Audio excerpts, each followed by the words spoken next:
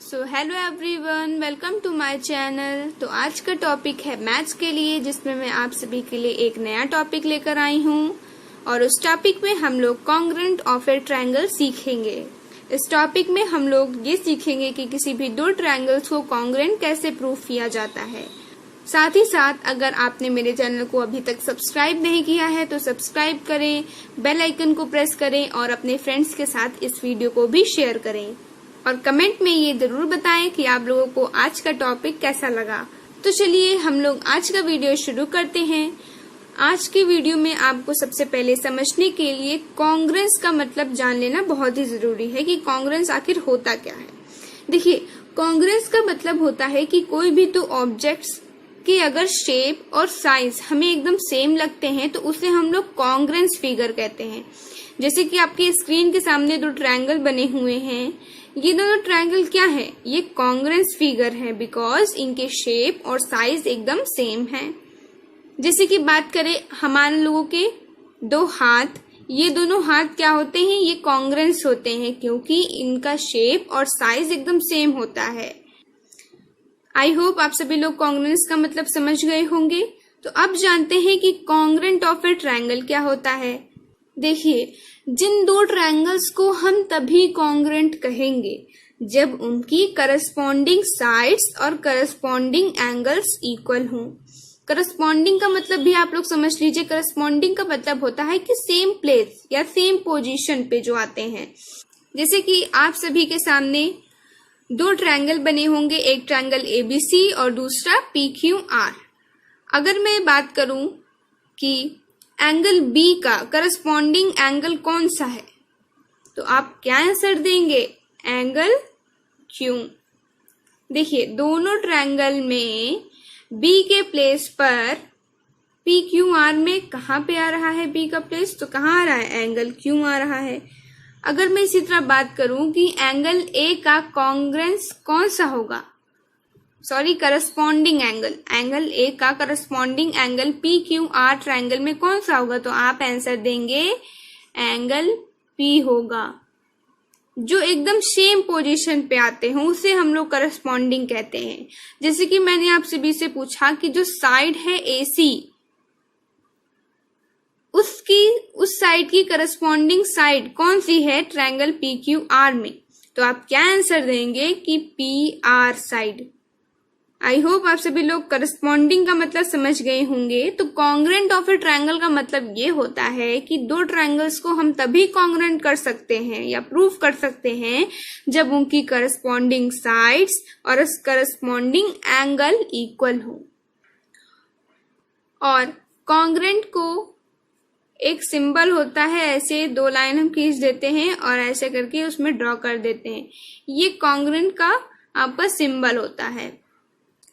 तो देखते हैं, किसी भी दो ट्रायंगल्स को कॉन्ग्रुएंट प्रूफ करने के लिए टोटल 5 रूल्स बनाए गए हैं। आपके रूल्स हैं side side side, side angle side, angle side angle, angle angle side और RHS रूल। ये आपके 5 रूल्स बताए गए हैं। तो चलिए हम लोग इन 5 रूल्स को जानते हैं कि ये होते क्या हैं। तो सबसे पहले हमारा रूल आता है SSS। इसका फुल फॉर्म है साइड साइड साइड। तो चलिए देखते हैं कि इस रूल से हम लोग किसी भी दो कॉन्ग्रुएंट ट्रायंगल को कैसे प्रूव करते हैं। देखिए, सबसे पहले हम लोग देखते हैं कि रूल में आखिर लिखा क्या है। रूल में लिखा है कि साइड साइड साइड, यानी कि हम इस रूल में केवल साइड्स को ही इक्वल करेंगे और वो भी कौन सी साइड करेंगे? जो करस्पॉन्डिंग साइड्स हैं। तो आपकी स्क्रीन के सामने दो ट्रायंगल बने हुए हैं ABC और PQR। तो इन दोनों ट्रायंगल में हम तीनों करस्पॉन्डिंग साइड्स को इक्वल करेंगे। तो अगर AB की करस्पॉन्डिंग साइड कौन सी है इस ट्रायंगल में? PQ है। तो हम यहाँ पे लिख देंगे AB is equal to PQ। Then उसके बाद हम नेक्स्ट साइड लेंगे। तो सपोज दैट AC ले ली इस बार मैंने। तो AC की करस्पॉन्डिंग साइड कौन सी है? PR है। तो यानी कि AC is equal to PR हो जाएगा। अब अगर मैं बात करूं कि BC साइड की करस्पॉन्डिंग साइड कौन सी है, तो आप क्या कहेंगे कि QR, यानी कि QR is equal to BC। और अगर इतनी चीजें हम किसी भी दो ट्रायंगल में इक्वल कर दें तो हम triangle ABC is congruent to triangle PQR कह सकते हैं कि ये दोनों ट्रायंगल एक दूसरे के कॉन्ग्रुएंट हैं इस रूल से, यानी कि साइड साइड साइड रूल से। तो ये तो था हमारा पहला रूल। अब हम लोग सेकंड रूल पे आते हैं, यानी कि side angle side. Side angle side का शॉर्ट फॉर्म में लिखा जाता है SAS। तो सबसे पहले हम लोग अपने नेम को देखते हैं कि SAS, यानी कि इससे ये पता चल रहा है कि हमें साइड कितनी लेनी है, 2 लेनी है, क्योंकि वहां पे 2 बार लिखा है। और एंगल कितना लेना है, 1 लेने हैं, और वो भी करस्पॉन्डिंग साइड और करस्पॉन्डिंग एंगल्स ही लेने हैं हम लोगों को। तो यानी कि और आप ये भी देख रहे होंगे कि यहाँ पे 2 साइड्स लिखी हैं और उनके बीच में आपका एंगल लिखा है। तो यानी कि इससे हमें ये पता चलता है कि आपको 2 करस्पॉन्डिंग साइड्स इक्वल करनी है और उन करस्पॉन्डिंग साइड्स के बीच में पड़ने वाला करस्पॉन्डिंग एंगल इक्वल करना है। तो चलिए हम लोग देखते हैं। पहले तो हम लोग 2 साइड्स ले लेते हैं, जैसे कि मैंने AB साइड ले ली, तो AB की करस्पॉन्डिंग साइड कौन सी है, PQ। तो AB is equal to PQ आपका हो गया। उसके बाद मान लीजिए हम लोगों ने ले ली BC साइड, और BC की करस्पॉन्डिंग कौन सी है, QR है, तो BC is equal to QR लिख दिया। अब बात आती है एंगल लेने की। तो एंगल अभी मैंने आपको बताया, आप जो 2 साइड लेते हैं उनके बीच में पड़ने वाला करस्पॉन्डिंग एंगल को इक्वल करते हैं। यानी कि आपने ये दोनों साइड ली हैं तो इनके बीच में कौन सा एंगल पड़ता है, एंगल B। इस एंगल को हम इसी रोल में ले सकते हैं, यानी कि एंगल B का करस्पॉन्डिंग एंगल कौन सा होगा, एंगल Q। और अगर ये इतनी चीजें हम किसी भी 2 ट्रायंगल में प्रूफ कर दें तो यानी कि वो दोनों ट्रायंगल्स क्या हैं, कॉन्ग्रुएंट हैं। यानी कि triangle ABC is congruent to PQR। तो चलिए ये तो हमने अपने दूसरे रूल को अच्छे से पढ़ लिया। अब हम लोग अपने तीसरे रूल पर आते हैं, जिसका नाम है angle side angle. Angle side angle को हम लोग शॉर्ट फॉर्म में ASA भी कहते हैं। सबसे पहले हम लोग इसके नेम को देखते हैं। इसमें हम लोग देख रहे होंगे कि 2 एंगल हम सबको लेने हैं, क्योंकि यहाँ पे एंगल 2 बार आ रहा है, ठीक है। अब यहाँ पे देखिए बीच में आपका एक साइड आ रही है, तो यानी कि हमको साइड भी लेनी है। 2 एंगल और एक साइड लेनी है।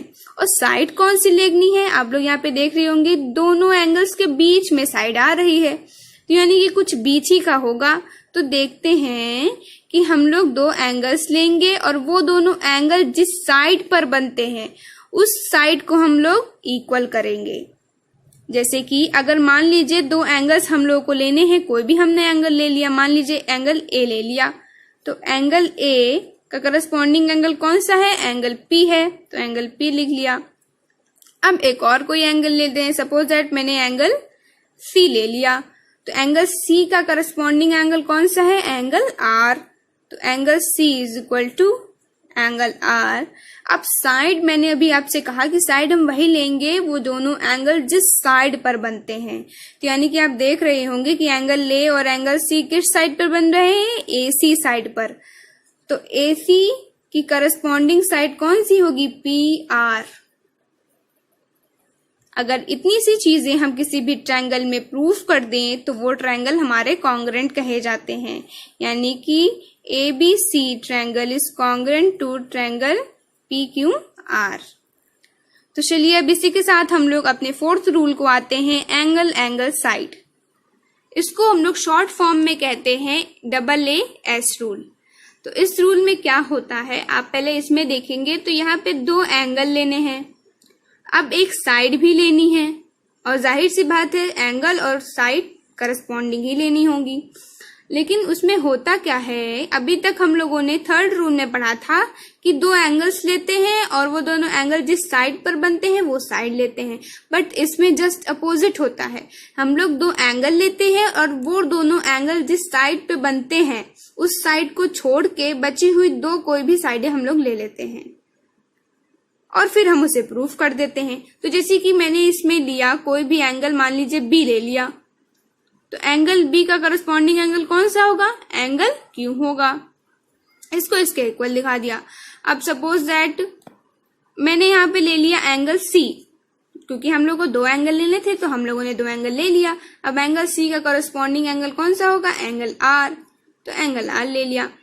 अब ये दोनों एंगल जिस साइड पे बनते हैं उस साइड को छोड़ दीजिए, मतलब एंगल बी और एंगल सी किस साइड पे बन रहे हैं, बीसी साइड पर बन रहे हैं, तो बीसी साइड को छोड़ के बची हुई दो साइडें में से कोई भी आप साइड ले लीजिए। तो बची हुई कौन सी साइडें हैं, ए बी है और ए सी है, तो आपकी जो मर्जी करती है वो आप ले लीजिए। सपोज दैट मैंने ए सी ले लिया साइड, तो ए सी साइड की करस्पॉन्डिंग साइड कौन सी है, पी आर है।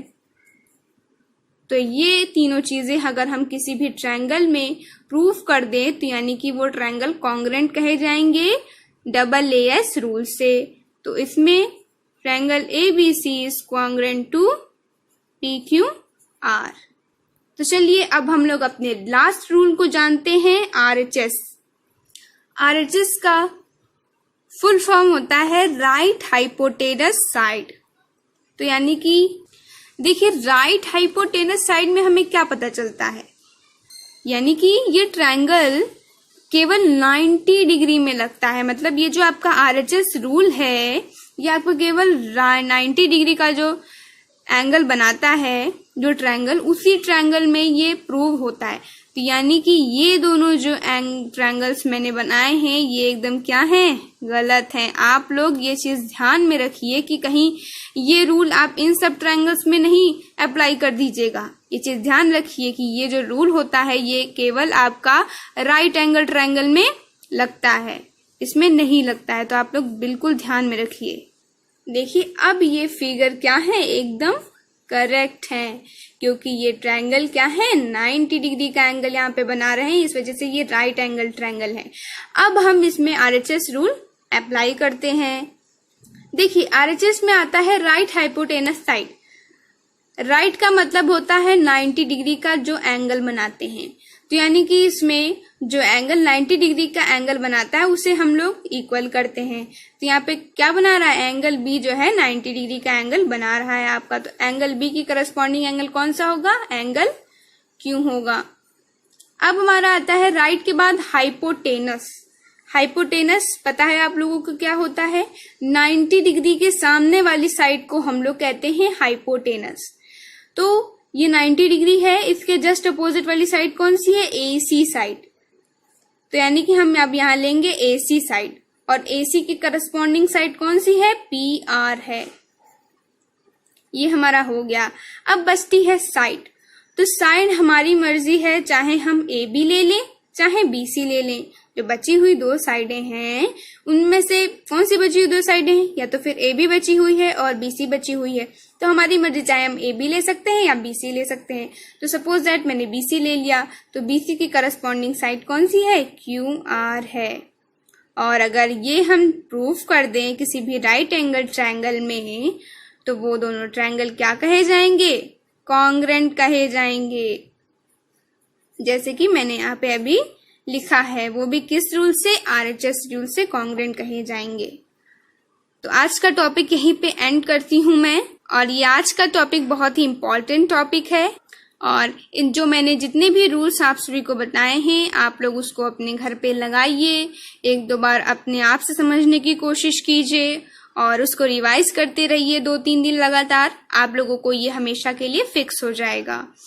तो इसी के साथ मिलते हैं एक नए वीडियो में एक नए और अच्छे टॉपिक के साथ।